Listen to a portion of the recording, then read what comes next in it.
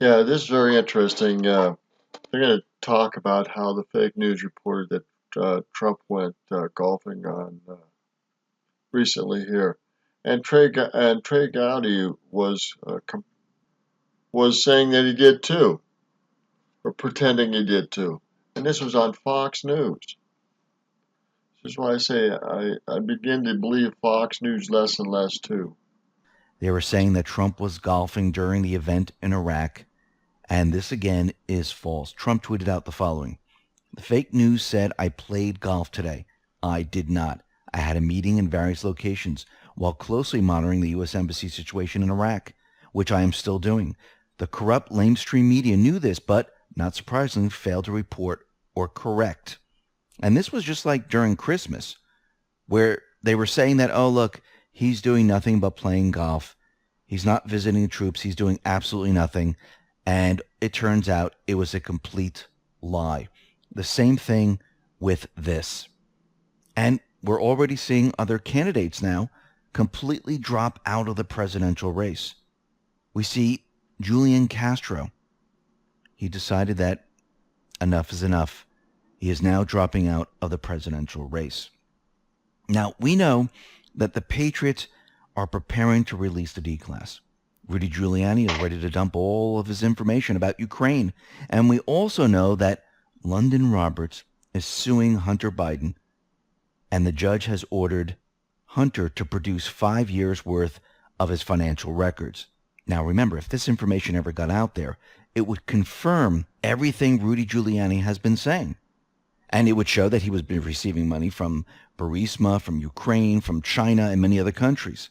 And this is why Hunter has been trying to stop this. Actually, probably his father and other deep state players.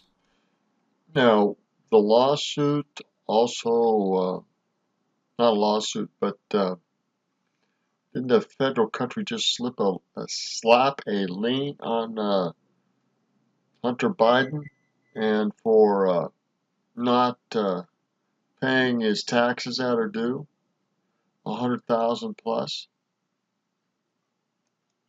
And what's very interesting is that the judge that is overseeing this case, where London Roberts wants to see his financial records, the judge has ordered his financial records, and this is Independent County Circuit Judge Don McSpadden. He suddenly recused himself from the Hunter Biden paternity case. Now, why did he do this? Well, he just decided to at 10:20 a.m. without any explanation. So, what do they have on him? They must have something, and they produced it and said, listen, here's your choice. Continue with this or remove yourself or we'll expose you. Again, blackmail, extortion. Battle goes on. This is the greatest battle legally and morally and politically we've ever seen. And he decided, I'm going to recuse myself. Now, this is very interesting because we have another person that came forward, and this person is Joel Kaplan.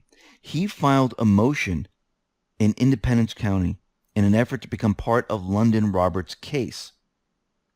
He claims he was swindled in a scheme known as the China Hustle, and Hunter Biden's bank records will show he was part of the scheme.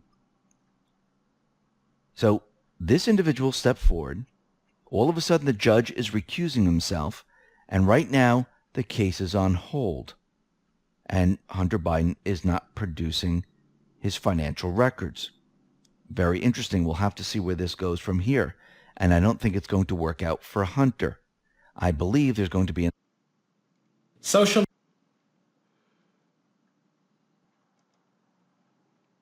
most likely it already happened, and they're going to continue on saying we need his financial records. And we know that Rudy Giuliani has all the information on Hunter Biden. Is this a coincidence that the judge recused himself? No. So anyhow, the judge recused himself. The other guy's trying to get in the middle there on this. Who knows what's going to happen? I don't know who's going to replace this judge. If he's going to be bought off or going to stick to his guns and request financial records. Who knows?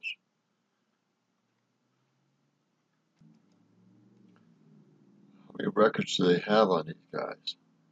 115 gigabytes of electronic records spanning Biden's time in Congress between 73 and 2009. And they were supposed to be made public December 31st, 2019. And this was according to an agreement the former vice president entered into with the University of Delaware in 2011 upon donating his papers to the institution. And it looks like those parameters were changed back in April 24th, the day before Biden declared his 2020 campaign, when the university announced the trove of documents would now be made public on December 31st, or 2 years after the former vice president retires from public life. At the time, the university provided no definition for what it considered public life. Thousands of documents pertaining to Biden's nearly 40-year career in the U.S. Senate are still unavailable to the public after one of the preliminary release deadlines has now passed. And it looks like he doesn't want this information out there. Very interesting. Now, while all this is going on, Trump and the Patriots, they are continually draining the swamp. National Security Advisor Robert C. O'Brien is now cleaning house. 40 to 45 NSC staff officials have been sent back to their home agencies, and more are likely to be moved out.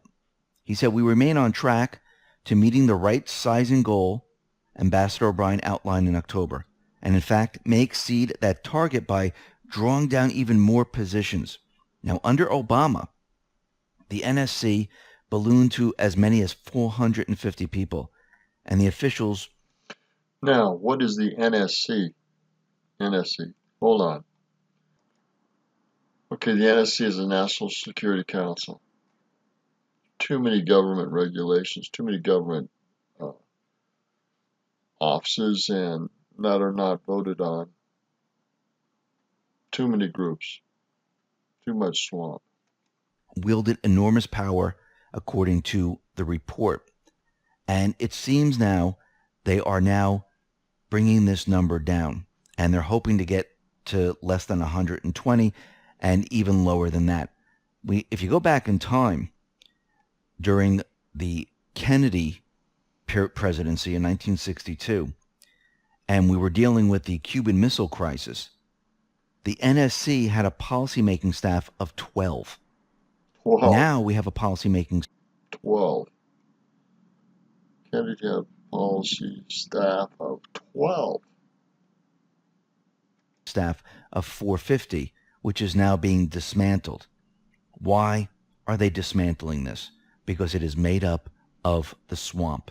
And we need to go back to post 3774. Back in December 29, 2019, Q said the following: the U.S. government under POTUS went through, still ongoing, a major remove, replace operation. Traitors everywhere. Drain the swamp has real meaning. And what are they doing? They're draining the rest of the swamp, removing these individuals. Remember, they're sleeper agents. There are traitors. The swamp is deep and wide, and it's still ongoing. This is a silent war that is continuing. And we can see, since Trump came into office, how many blocks he had to go through and how many he had to remove. And this is for sure. The swamp is deep and wide, and this is ongoing. It will be ongoing even through his second term. I don't know if it is possible to drain the swamp completely through one two-term president. I don't think it is. I think it's so pervasive, so deep, that it'll never be cleaned out, except from the burning of the Lord Jesus Christ in the second coming. That's the only way. And even then, it may still be people still in there trying to do crap that they shouldn't be doing, because it's crooked. The government and the power wielded and yielded by the government is massive, and it's crooked. how many they're still removing. Remember, The deep state has been in place and has been growing and building for a very long time. Absolutely. Let's get on here. What is the National Slavery and Human Trafficking Prevention Month 2020? What are we talking about here? And made a National Slavery and Human Trafficking Prevention Month. This is what it says. Human trafficking erodes personal dignity and destroys the moral fabric of society. It is an affront to humanity that tragically reaches all parts of the world, including communities across the nation. Each day in cities, suburbs, rural areas, and tribal lands, people of every age, gender, race, religion, and nationality are devastated by this grave offense. During National Slavery and Human Trafficking Prevention Month, we reaffirm our unwavering commitment to eradicate this horrific injustice. Trafficking crimes are perpetrated by transnational criminal enterprises, gangs, and cruel individuals. Through force, fraud, coercion, and sexual exploitation of minors, traffickers rob countless individuals of their dignity and freedom, splinter families, and threaten the safety of our communities. In all of its forms, human trafficking is an intolerable blight on any society dedicated to freedom, individual rights, and rule of law. Human trafficking is often a hidden crime that knows no boundaries. By some estimates, as many as 24.9 million people, adults and children, are trapped in form of modern slavery around the world, including the United Let's see, let's stop him reading this. I think this was done December 31st, 2019, the end of last year. States. Now, the TVPA and the Palermo Protocol established a comprehensive framework for combating human trafficking by establishing prevention programs, creating victim protections, and advancing prosecutions under expanded criminal statutes to usher in the modern anti-trafficking movement domestically and globally. These two measures illustrate a global consensus on the issue, and yet, as a nation, we must continue to work proactively to foster a culture of justice and accountability for this horrific crime. Trump said he proclaims January 2020 as National Slavery and Human Trafficking Prevention Month, culminating in the January 2020. Holy cow. Remember his first, what was it, not proclamation. Remember Trump had a presidential order on this earlier and made it illegal and criminal to do these things, and this is following up on that. The annual observation of National Freedom Day on February 1st, 2020.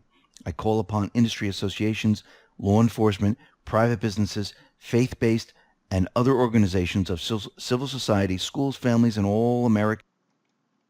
If you need a new... All right, so this Human and National Slavery Month is January of this year. This is continuing with the follow-up on the presidential order, making it a crime and that they can confiscate property and resources and monies if you get caught doing this. And they've arrested quite a few people on this already, and this is going to grow this year and beyond. And ending all forms of modern slavery, and to observe this month with appropriate programs and activities aimed at ending and preventing all forms of human trafficking. He's putting this into the spotlight. He's doing it on purpose. Why? Because once the D-class happens, once the crimes against humanity comes out, this will be out in the public light. This is going to push fear into all the deep state players. And this is why you're going to see them lash out more than you've ever seen before. People that you didn't even think were going to lash out against Trump, they're going to lash out. Now, we know that the deep state is doing everything in their power to win the 2020 elections. Remember, they like to manipulate. They like to bring in the illegals. They like to control the elections. And this is why we see states like New Jersey and New York, they're allowing illegal immigrants to obtain driver's licenses. And DHS is now looking into the state laws. Chad Wolf, the acting secretary of the Department of Homeland Security, ordered a review of the state laws that allow illegal aliens to obtain driver's licenses and restrict data sharing with federal immigration authorities. And right now we have a total of 14 states that allow illegal aliens to obtain driver licenses in the U.S. And this reminds me of the laws that California and New York passed where they said, oh, you have to present your tax returns before you can go on to the ballot of those states. And then the Supreme Court said, yeah, this is completely illegal. I wonder if they're trying to do the same exact thing, and he's looking at the laws, researching it, and they most likely probably already have it ready, and they're going to show that this is completely unconstitutional. But let's go back to post. No matter what they do, this battle of getting this voting legal is going to be ongoing, and it's going to have to be cleaned up hopefully in the second term. It has not been cleaned up in the first term because so many other things had to be done and be put in place. But it's coming, I hope.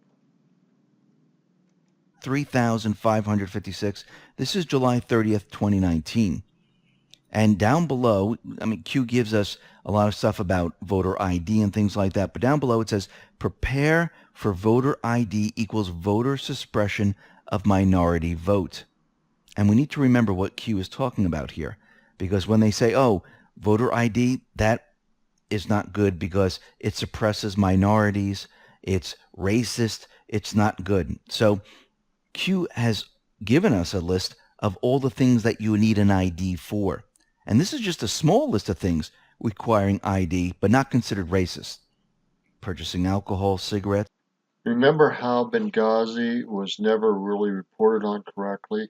How we killed people in there and they were, they weren't protected and they asked for protection and they didn't get it? Now what's happening in Baghdad and how they got protection immediately. President Trump's watch. Don Jr. tweeted out the following. It's nice to wake up in a country who once again leads like they should. When our embassies is under attack and they ask for help, they actually get it immediately. Yesterday's actions versus the disgraceful response at Benghazi is all you need to know about leadership then and now. He continued, it's a sad day when you can hear it in the media's voice, how upset they are that the Iraq embassy attack hasn't turned into a disaster like Benghazi, because this administration had the guts to actually take action and defend Americans. At least we know whose side they're on. And I do believe the mainstream media is working with the intelligence organization. This was planned. The deep state pushed an event in Iraq. They expected Trump to do something which would aggravate the situation. But Trump and the Patriots, they told the truth. They were transparent. And the people knew what was going on. And this made the plan fail. Remember, truth, transparency, facts, evidence will always counter propaganda. It cannot stand up to it. Why are we seeing these events right now? Because the Patriots, they're getting ready to release the D-class.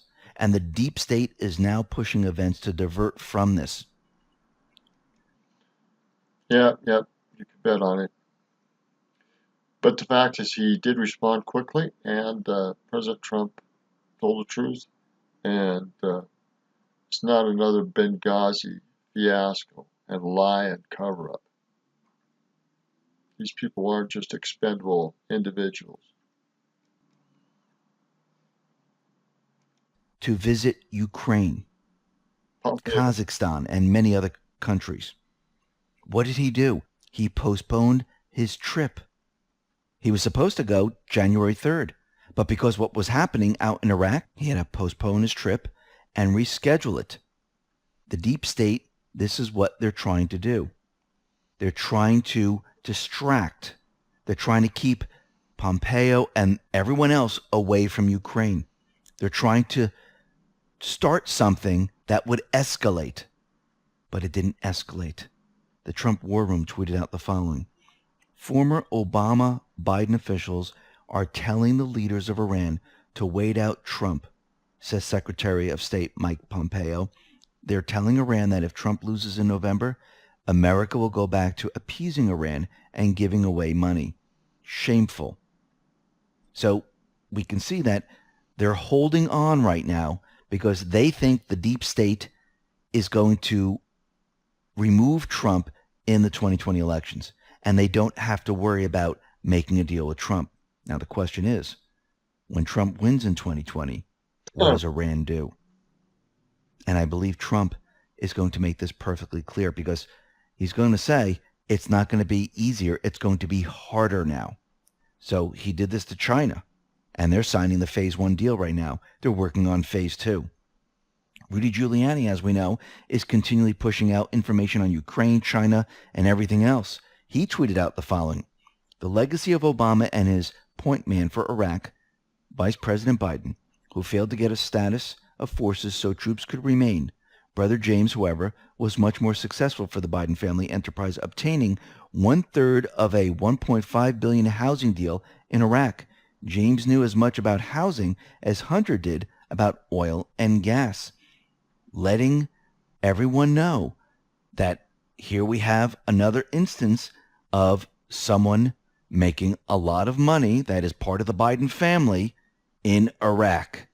Very interesting. Now, I do believe the deep state, they're going to try to push these events in all different countries now. Remember the Christmas gift in North Korea, Iran, the protests in Iraq failed. So they're going back to North Korea right now, and they're warning the world that Kim Jong-un is ready to show this new strategic weapon, and he's going to use it, and it will be able to reach the United States. Now remember, Trump and Kim Jong-un have a relationship. They write letters back and forth. The deep state have no idea what they're talking about. And we see this coming out of the mainstream media. Most likely this was created out of the intelligence organizations. The story was pushed out there, and they're trying to make it seem like North Korea is ready for war. Iran is ready for war. Everyone's ready for war. Why all of a sudden do we have all of this popping up right now? Because they're trying to keep as many events going to distract and to block the D-class. Will this work? No. But they're going to try to rotate this all over the place. They're going to try to keep the news cycle very, very clogged. But the Patriots, they already knew about this. They know the plan. They know what they need to do to expose them. Think about the Iraqi protests.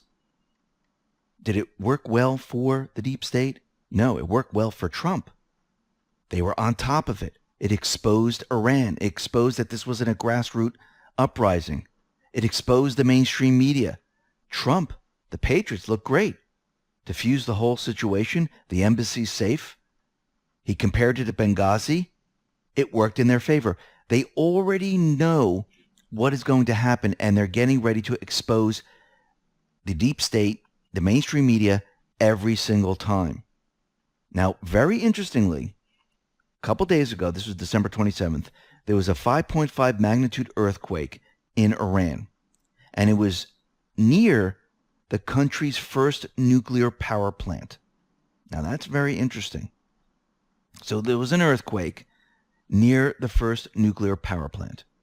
Now, if we go back to post 41, this is November 2nd, 2017. Let me just read this. What a coincidence. The mountain that housed North Korea's nuclear weapons and testing collapsed. Unbelievable timing. I wonder if critically important materials, as well as scientists, also known the bomb makers, were inside when it happened. Shocking. No global news agency suspects we had nothing to do with it. Enjoy the crumbs. So right next to the first nuclear power plant in Iran, there was an earthquake. Do you think there was an underground facility and this was done on purpose, just like North Korea? I do believe so. I believe they took out some type of operation in Iran. Wow. So you're talking about purposely, militarily taking out some operation, and it wasn't an earthquake. They literally blew up an underground plant. Wow. If this is true, that shows you that they're really on top of things. Going to give Iran a strong message not to screw with us. We're not playing games anymore. Very powerful. Just like North Korea. So within this cavern next to the first nuclear plant, there was an earthquake. The whole thing collapsed. And there could have been bomb makers, could have been scientists that were working for the intelligence organizations, preparing for something much, much worse. Remember, Trump, the Patriots, they are now countering all the plans of the deep state. The deep state, they would love a war right now. They would love a major event. It would distract everyone from what is coming. But Trump and the Patriots, they are countering the plan at every turn. Look at the Iraqi protests. It didn't work out. Look at the Christmas gift in North Korea.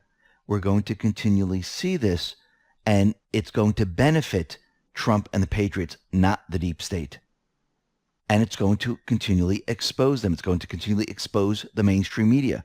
People are going to learn the truth through transparency, through evidence, through facts. And once people know the truth, all that propaganda doesn't work anymore. It fizzles away. And this is why they didn't get what they needed in Iraq. This is why it fell apart. The Patriots are in control. They're letting this all play out. And this will continue up until the D-class. All right, we're going to end it here. But this shows that there's counter strikes happening and false media narratives happening, truth coming out, and Trump responding, Trump bumping off this general in Iraq that was connected to this embassy attack, who orchestrated it. It shows they're sabotaging nuclear plants and telling people, hey, we're not going to play your game. We'll just go and destroy it. You can do what you want, but you're not safe. We know what's going on. And we're going to be aggressive at showing you who's boss. It's Roger Martin from Billings, Montana. Good day. Support X22 Reports. They bring out things that no one else does. Good day.